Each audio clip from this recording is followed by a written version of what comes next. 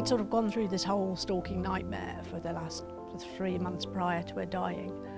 And we hadn't really picked up that this could have a tragic end. Obviously, losing Alice was horrendous, but what could we do that could make things better? And we felt that if we set up a trust and tried to raise awareness about the issues around stalking and actually coercive behaviour in relationships, because there's a very big link between the two things, then that we could maybe do some good. We felt it was important to try and stop what happened to Alice happening to others. And I think by doing that, by feeling that we were trying to help others, that actually helped us to cope with it all. We started by thinking, what needs to change? And thinking of Alice's case, the two main things were the police response. There were several things that ought to have been different, we felt. And also that people like Alice don't actually go to the police early enough because they don't realise how dangerous this sort of situation can be. We didn't realise.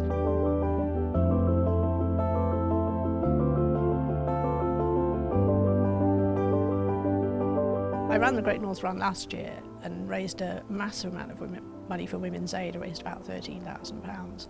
And I was supported all the way along by Clive, my husband, and Maxine, who was Alice's flatmate at the time she was murdered.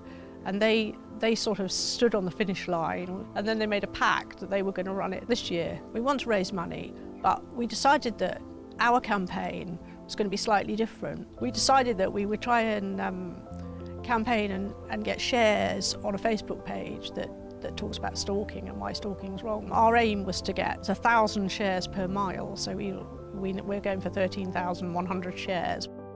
The ultimate thing for the charity is if another person like Alice came along and went to the police and said, I'm being stalked, that what happened to Alice wouldn't happen, that it would get taken seriously, that people would be arrested for stalking. The work that the Alice Ruggles Trust are doing is phenomenal and inspirational. What Sue and Clive and the family have had to experience is every parent's worst nightmare. And for them to be able to work with the police when the police response to Alice was less than adequate, I think it's fair to say, must take real courage.